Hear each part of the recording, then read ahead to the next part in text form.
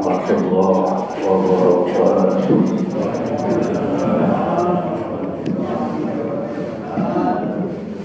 Alhamdulillah, alhamdulillah alladzi faddala bani Adam bil ilmi wal amali ala jami'il a'lam. Wassalatu wassalamu ala sayyidil arabi wal ajam sayyidina Muhammadin wa ala alihi wa ashabihi ajma'in, amma ba'd. Subhanaka la ilma lana illa ma 'allamtana innaka antal 'alimul hakim. La haula wa la quwwata illa billahil 'aliyyil 'azim. Rabbi shrah li sadri wa yassir li amri wahlul 'uqdatam min lisani yafqahu qawli. Faqad qala ta'ala fil Qur'anil Karim, a'udzu billahi minasy syaithanir rajim. Bismillahirrahmanirrahim. Wa qur rabbi zidni ilma. Faqala sallallahu alaihi wasallam bi khairin fadl fid. Baik hadirin jamaah sholat subuh Masjid Al-Taqwa rahimani wa rahimakumullah. Amin. Khusus seluruh pengurus yang saya hormati. Baik, kita mulai tari kita subuh Ahad ini dengan membaca basmalah. Bismillahirrahmanirrahim. Baik Bapak Ibu sekalian, tidak ada setelah dunia selesai tempat kecuali surga dan neraka. Tidak ada tempat. Manakala dunia selesai, yang ada cuma surga atau dan neraka. Surga dan neraka adalah dua makhluk Allah yang sudah ada sejak dunia ini diciptakan. Jadi surga dan neraka sudah ada. Sebab pada ayat uiddat lil muttaqin, surga itu disiapkan untuk orang-orang bertakwa. Kalau disiapkan berarti sudah ada. Bapak Ibu hadirin rahimakumullah, saya akan awali dengan surat Yunus ayat 24, 25 dan 26. Hari ini kita bahas ya. Allah Subhanahu wa Ta'ala menggambarkan kehidupan duniawi.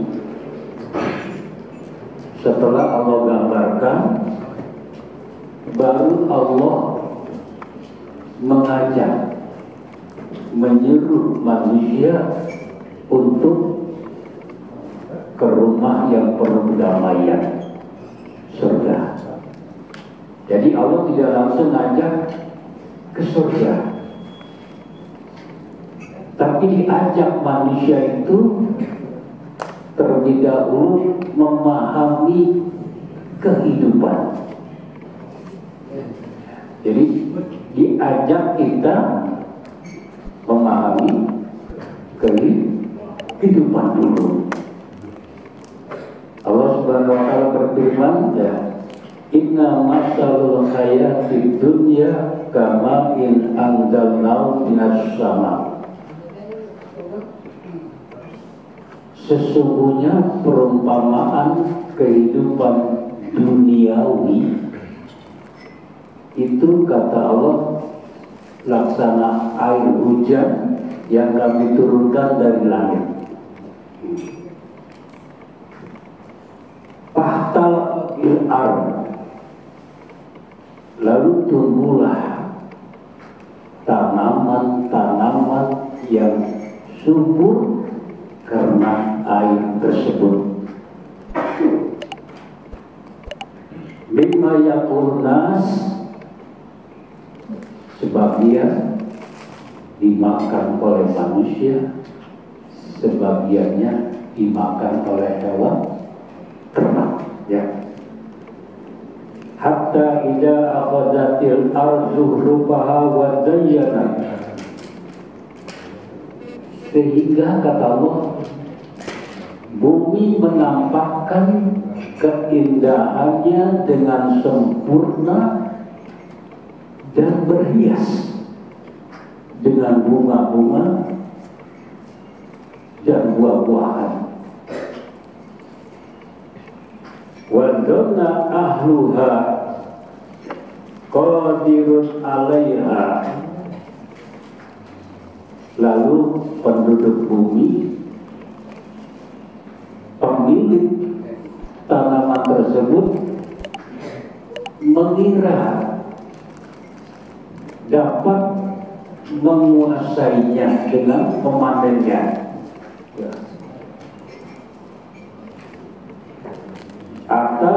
Ataha amruha lailan wa naharan, lalu datanglah tiba-tibaan kami, kata Allah, pada malam hari atau siang hari. Itu yang tadinya subur, penuh bunga-bunga, pemiliknya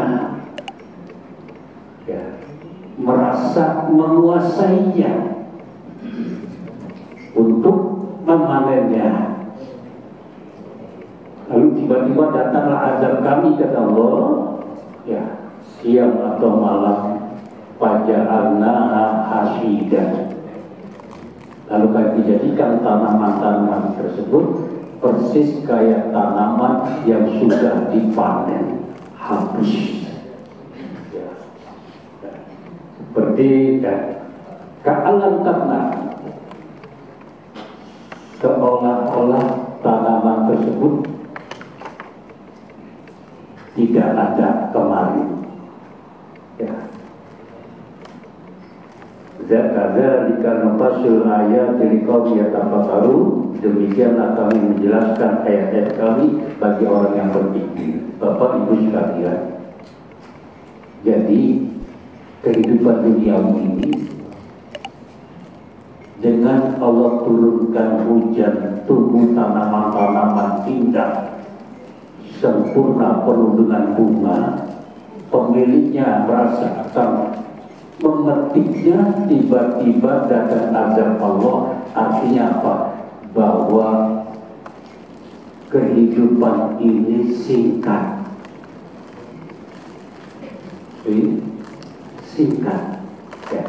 Kan ibarat air turun di bumi, tumbuh tanam-tanaman indah, sempurna, pemiliknya ingin memetiknya, tiba-tiba datang azab Allah, petir, hujan dan sebagainya, ya.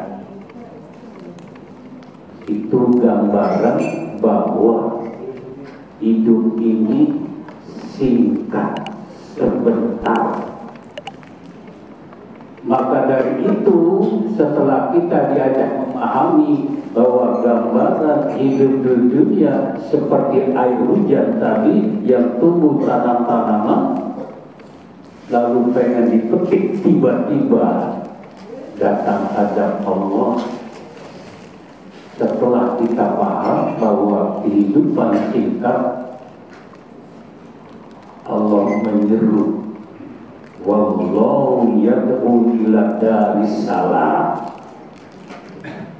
Allah menyuruh, mengajak manusia ke Darussalam, tempat kedamaian. Jadi diajak dulu memahami kehidupan dunia. Setelah paham dunia seperti itu, lalu diajak kita ke Darussalam, tempat kesejahteraan, kedamaian, yang di sana tidak ada kesulitan, ya. Bapak Ibu sekalian, orang kalau konsentrasi dunia,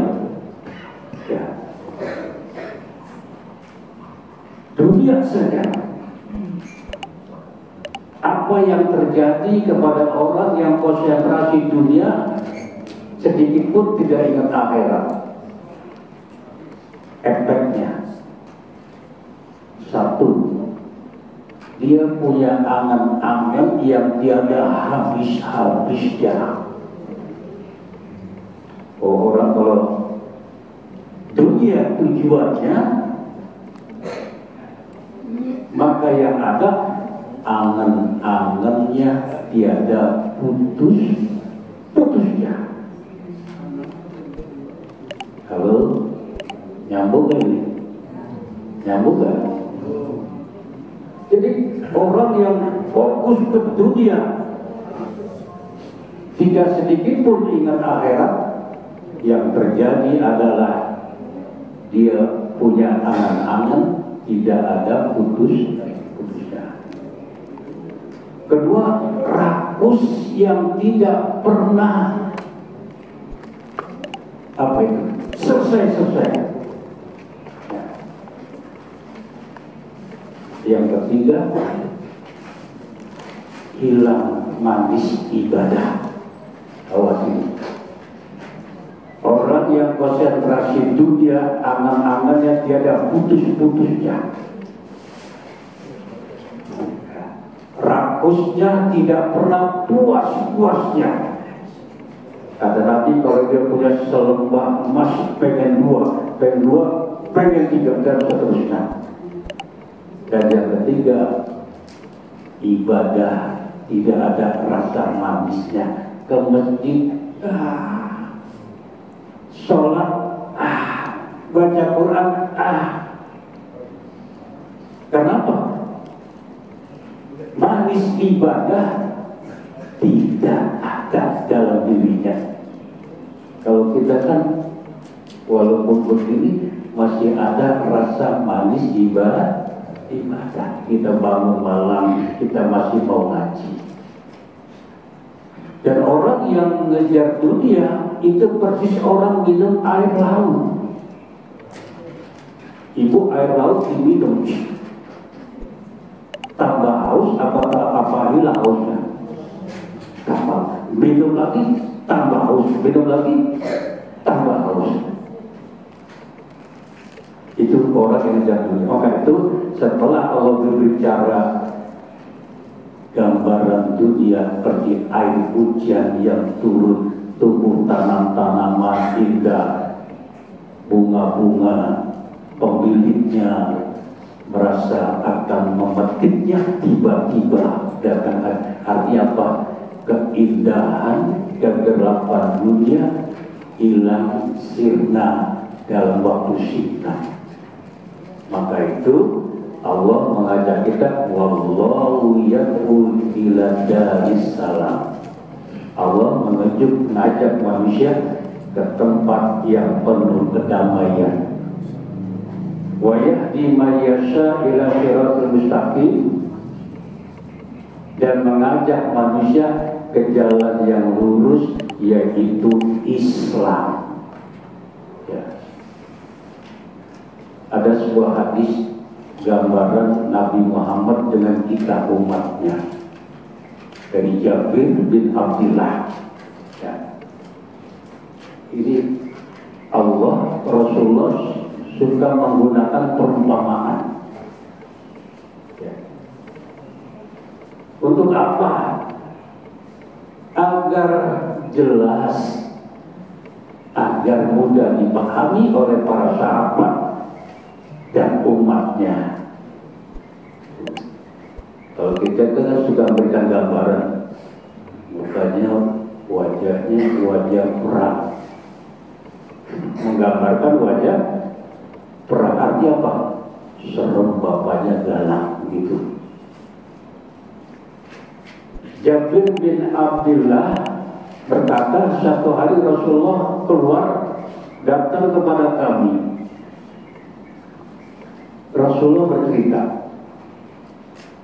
ra'aitu bil manam ka'anna Jibril inda ra'si wal Mika'il inda rijlaya. Aku bermimpi, kata Rasulullah, seolah malaikat maut ada di malaikat Jibril ada di kepalaku dan Mikail ada di antara dua kakiku. Itu mimpi Nabi pasti benar. Ya. Pasti benar. Ya. Kita pun kalau mimpi Nabi pasti benar. Sebab apa? Ya. Sebab setan itu tidak bisa membentuk Nabi kita Muhammad. Setan tidak punya kemampuan. Ya. Pengen bentuk seperti Nabi Muhammad, kalau Allah berikan kekuatan. Tapi kalau membentuk guru, kiai, syekh, itu setan mampu. Tapi kalau untuk membentuk seperti Nabi Muhammad itu tidak bisa. Kata Nabi Muhammad, Jibril ada di kepalaku, Mikail ada di antara dua kaki. Faqala ahaduhuma li sahibi. Kata Nabi, salah satu keduanya berkata kepada sahabatnya, idrib lahu masalah. Ini harus konsentrasi, kalau konsentrasi yang bisa itu. Kata salah satu malaikat, berikan perumpamaan, permisalan kepada Muhammad. Lalu malaikat memberikan perumpamaan. Inna masaluka wa masalu ummika wa ummatika kamasali malikin. Muhammad,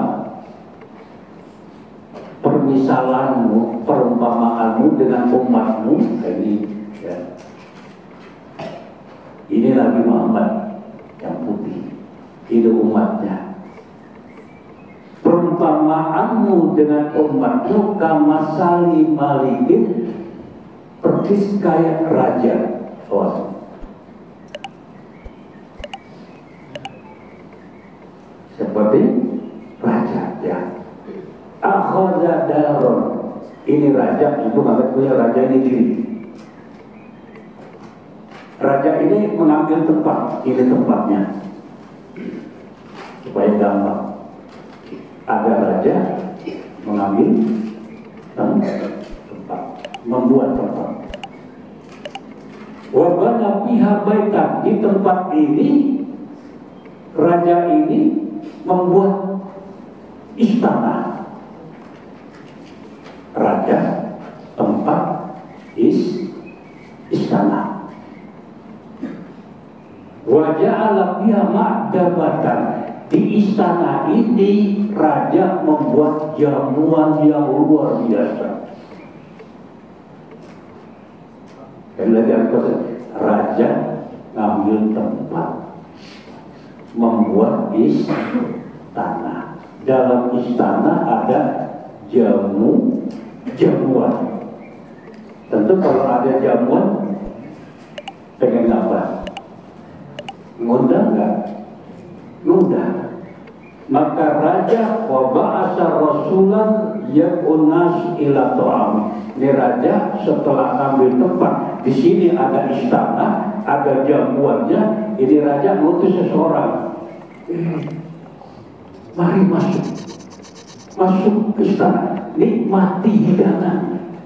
Ternyata utusan ini ada yang memperkenalkan, ada yang enggak, ada yang mau, ada yang enggak. Kalau yang mau masuk enggak? Masuk enggak? Kalau yang enggak mau, enggak peduli, itu istana. Indah, jamuannya luar biasa. Yang mau masuk, yang enggak mau tidak masuk. Apa maksudnya? Lalu dalam hadis tersebut, Allahul Malik, Allah rajanya. Tadi kan saya sebut raja, ini Allah. Raja tadi Allah. Wadar, tempat ini al-Islam. Jadi Allah buat Islam.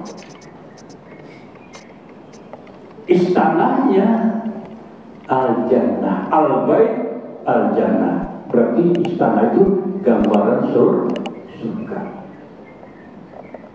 Wa anta ya Muhammad ar-rasul, engkau Muhammad tadi rasulnya ini, rasul tadi, rasul raja itu Nabi Muhammad. Jadi yang tadi utusan raja ngajak orang itu gambaran Nabi Muhammad. Lalu dalam hadis itu faman ajabaka dakhalal Islam. Siapa yang mengijabah ajakan Muhammad masuk Islam. Betul kan? Orang yang memenuhi ajakan Nabi Muhammad masuk Islam. Berarti masuk ruangan ini. Wa man dakhala Islam dakhala jannah. Siapa yang masuk Islam masuk surga. Mudah-mudahan masuk surga. Amin. Pagi hari ini kita mengerjakan sholat subuh bagian jalan masuk surga. Man shallal bardai dakhala jannah, kata Nabi. Siapa yang sholat dua waktu adem dingin, subuh dan asar, masuk surga. Jadi sholat subuh bagian mengantarkan masuk ke surga.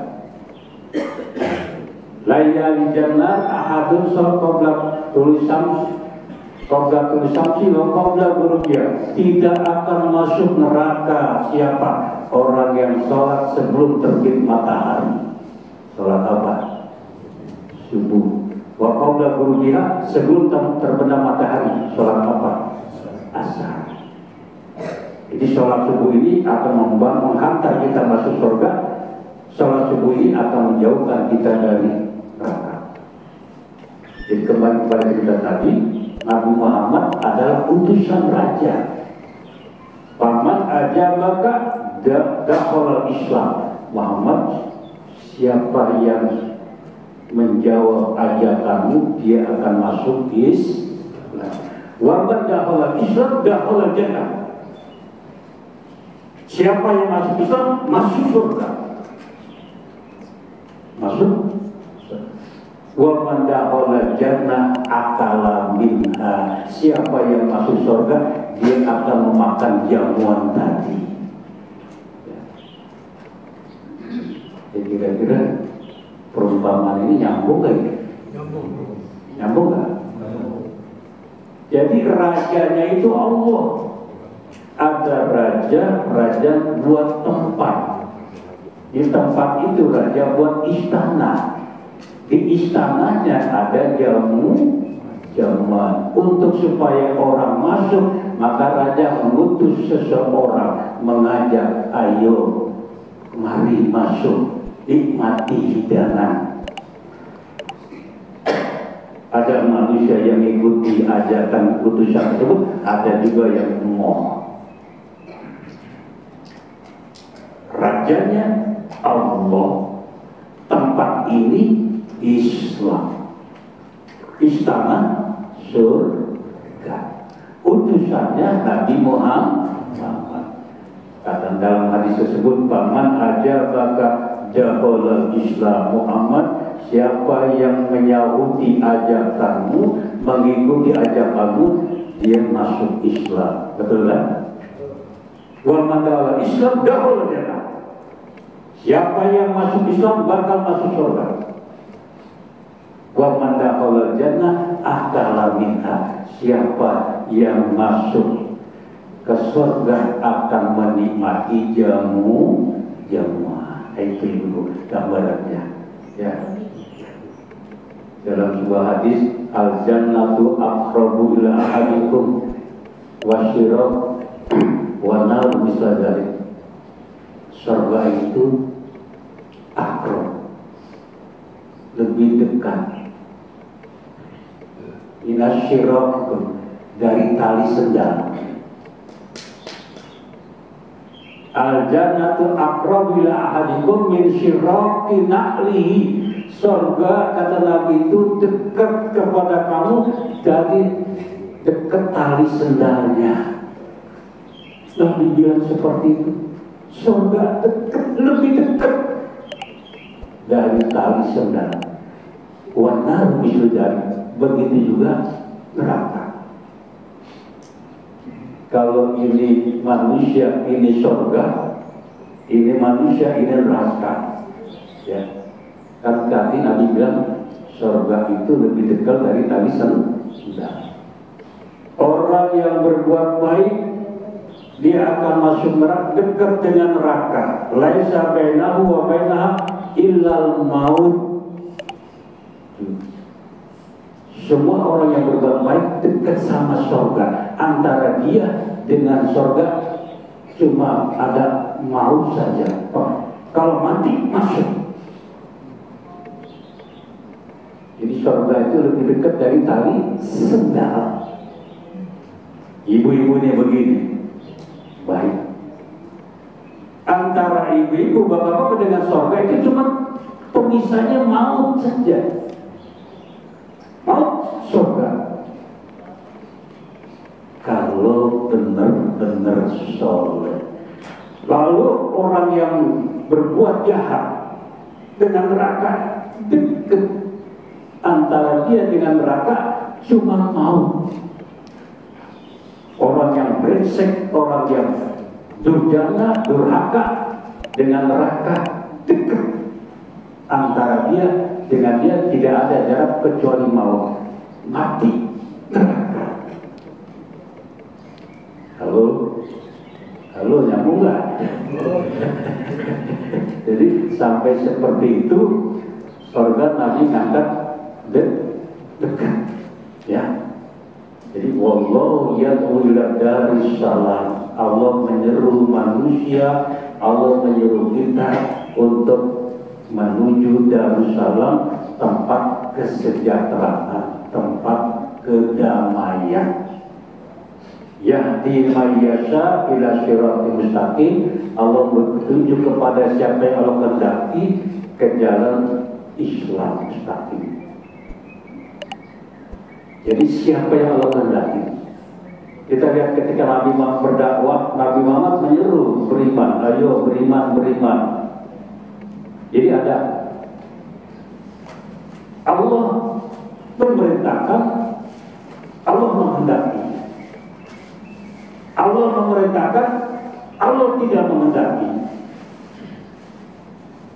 Kira-kira manusia disuruh beriman enggak?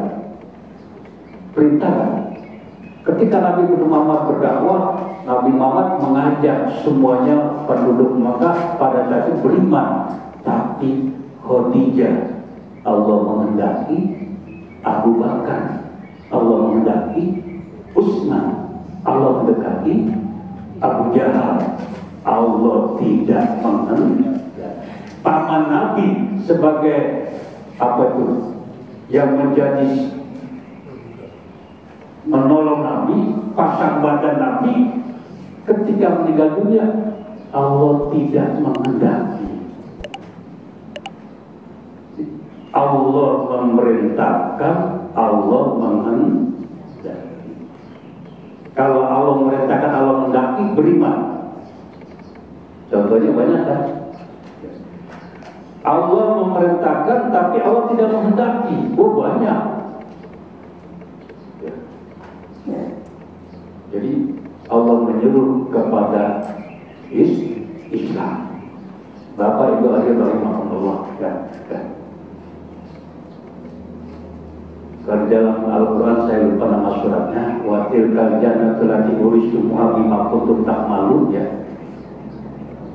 Itulah surga yang Allah wariskan kepadamu dengan apa? Sebab apa yang kamu lakukan di dunia. Hakikatnya masuk surga itu rahmat Allah. Betul?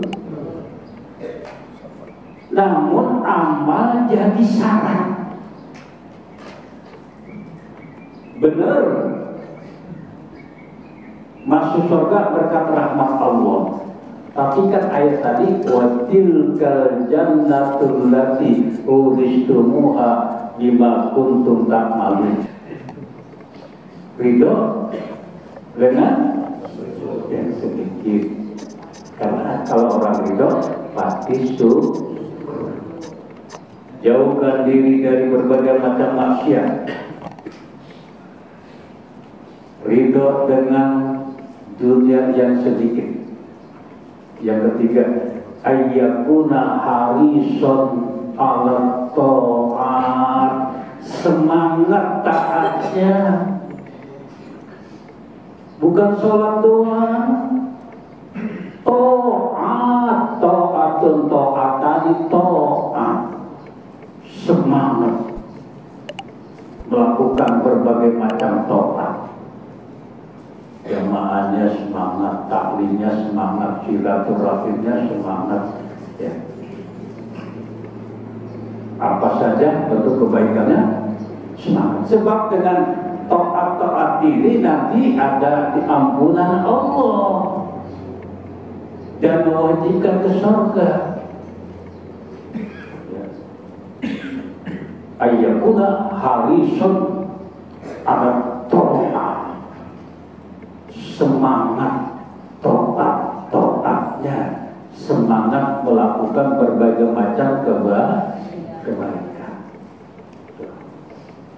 Baca Qurannya semangat, pikirnya semangat, untuk ilmunya semangat, apa silaturahimnya semangat. Sebab ketaatan tersebut bisa membawa ampunan dan bisa membawa ke surga. Ya, 3. Yang keempat, ayyuhibbas sholihi wa a'lal khair. Untuk masuk Darussalam, rumah ketentraman, dia mencintai orang soleh, ahli kebaikan, hidupnya bercampur, bergaul dengan orang-orang soleh, dengan orang-orang ahli kebaikan. Sebab orang soleh di akhirat nanti bisa memberikan syafaat, bisa memberikan pertolongan. Apalagi yang kita bergaul ulama. Yasfa'un nas yaumal qiyamah salasun. Yang akan berikan syafaat pada kiamat 3. Pertama al-anbiya, para nabi. Kedua al-ulama, para alim ulama. Yang ketiga syuhada, bergaul dengan orang soleh, orang yang suka kebaikan. Nah, yang terakhir, yang kelima, ya, ayyuksirad doa wa yas'alullah ayarzuqahul jannah. Banyakin doa,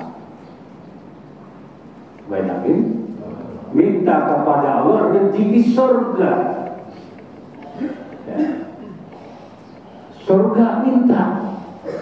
Dalam sebuah hadis, man sa'alal jannah salah samarot. Siapa yang berdoa minta surga 3 kali. Qolatil jannah, kata Nabi, surga berkata, Allahumma adhilhul jannah, ya Allah masukkan dia surga 3 kali. Man sa'alal jannah salah samarot, siapa yang berdoa meminta surga 3 kali, surga berkata, Allahumma adhilhul jannah, ya Allah masukkan dia ke surga. Wa man istajaran nar, siapa yang berlindung dari api neraka salah samarot. Qolatil nar, api berkata, Allahumma ajirhu minan nar, ya Allah selamatkan dia dari api neraka. Jadi motivasi, Allah memberikan motivasi kepada manusia untuk menuju surganya tidak langsung, tapi Allah berikan dulu kepahaman soal kehidupan dunia. Kalau di dalam ayat lain, di dalam surat, saya suka baca ayat, tapi suka baca suratnya, tapi ayatnya lupa. Ya. Wa'lamu annamal hayatid dunya laibu wa lahu wa zina wa tafakur.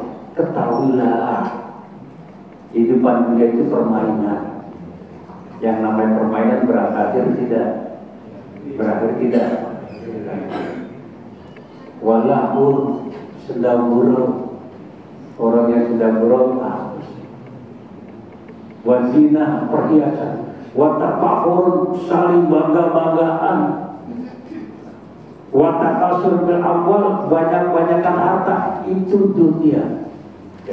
Jadi Quran banyak memberikan gambaran kehidupan dunia.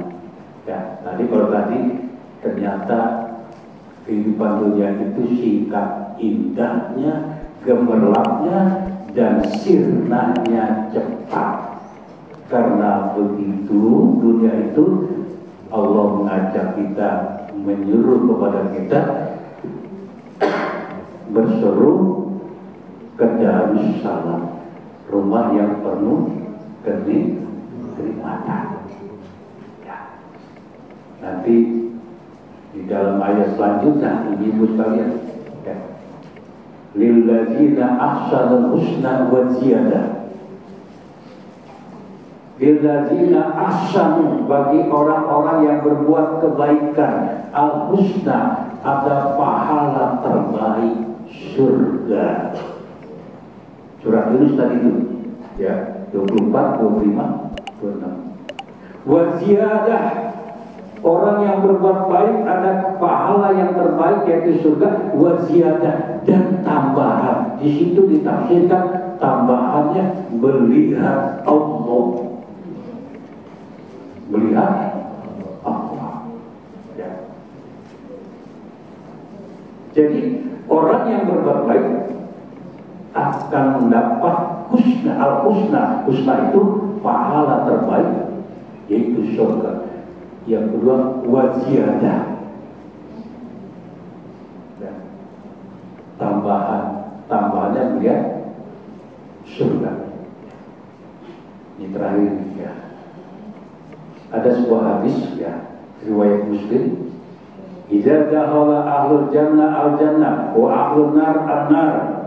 Kalau penduduk surga sudah masuk, penduduk neraka sudah masuk. Nada munadin, ada penyeru. Ada penyeru. Ya. Ada penyuruh, ya. Ya ahlal jannah, wahai penduduk surga, Inna lakum mau'idan indallah yuridu ayyujizakumuhu. Ahli surga, Allah punya janji yang hendak dilaksanakan. Ahli surga dengerin. Wa ma huwa, apa janji Allah tersebut? Awalam yusakil mawazinana, bukankah Allah telah memberatkan timbangan kami? Wa yubayyidu wujuhana, Allah telah memutihkan wajah-wajah kami. Wa yudhinal jannah, Allah sudah masukkan kami ke surga. Wa yujirna minan nar, dan Allah sudah selamatkan kami dari api neraka. Apa janji Allah tersebut? Allah sudah memberatkan timbangan kami. Allah sudah memutihkan wajah kami. Allah sudah masukkan kami ke dalam surga. Allah sudah selamatkan kami dari neraka. Setelah begitu, Nabi bersabda, ya, Fayukshafu lahum al-hijab. Pada saat itu dibuka hijab. Hijab Allah dibuka, kata Nabi. Fayanzuruna ilaihi, ahli surga memandang itu wajah Allah. Kata Nabi di ujung hadis tersebut, wallahi ma'atahum syai'an ahabba ilaihi minan nazri. Demi Allah, tidak ada karunia yang Allah berikan kepada mereka yang lebih disukai daripada memandang Allah. Ibu buka surat Yunus ayat 24, 25, 26, 24 jam mengajak kita memahami dunia. Setelah paham dunia, ayat 25-nya Allah menyuruh mengajak kita masuk Islam. Setelah itu siapa yang masuk Islam beramal soleh akan masuk surga, dan tambahannya memandang Allah. Ya. Ibu, ini area iman, memandang Allah seperti saya memandang Pak Sunarso atau bagaimana mandangnya? Itu bawa Allah. Ketika dibuka hijab, kalau sekarang Nabi Musa pernah pengen lihat Allah kan? Robbi arini, ya Tuhan, perlihatkan kepadaku, nampakkan kepada aku ingin melihat Engkau. Kata Allah, lantaroni Musa, kau bisa melihat aku, enggak kuat melihat aku sekarang di dunia, tapi di akhirat besok Allah dengan kekuasaannya memberikan kita bisa memandangnya. Ya, mudah-mudahan Allah berikan nikmat ini. Amin ya rabbal. Jadi terakhir, lilladzina ahsanul husna wa ziyadah. Orang-orang yang berbuat baik akan mendapatkan pahala yang terbaik, surga, wa ziyadah, dan tambahannya yaitu memandang Allah Subhanahu wa ta'ala. Mudah-mudahan kita diberikan oleh Allah Subhanahu wa ta'ala ya rabbal. Baik, Ibu sampai di sini. Kali ada yang menanya silakan. Iya. Enggak ada ini ya. Ada begitu. Oke, suara ini lagi sedikit. Assalamualaikum warahmatullahi wabarakatuh. Dalam diri manusia itu kan ada sifat kemanusiaan, ya, ada sifat kemalaikatan, ada sifat setan, binatang. Berarti kita kadang-kadang berduel dengan setan sering kalahnya, tiba menangnya. Dan jangan ada di berkesian. Ada sifat manusia, setan, binatang, ya. Jadi kan kalau yang salah terus seperti setan, kalau yang benar terus malaikat. Jadi kita di antara setan dan malaikat, kadang benar, kadang salah. Kenyataannya, ya agak berat kalau kita ingin meniru sifat kemalaikatan. Kadang cenderung sifat kebinatangan.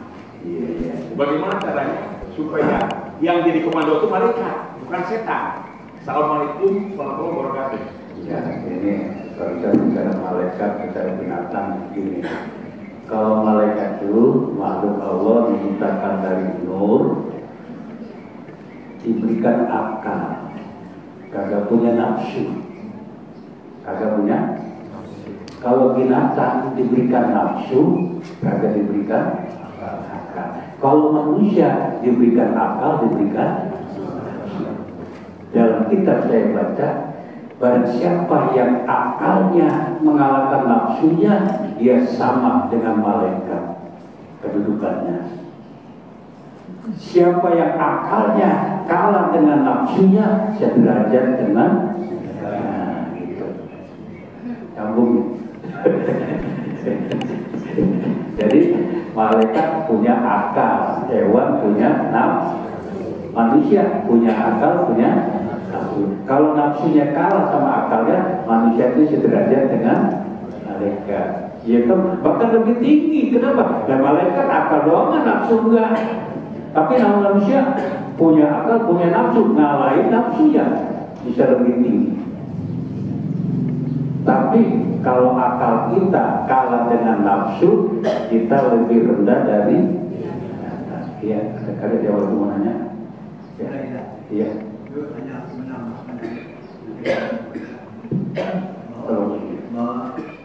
Manusia ini kan ciptaan dari roh, kemudian diberikan jiwa dan pikiran. Jiwa dan pikiran.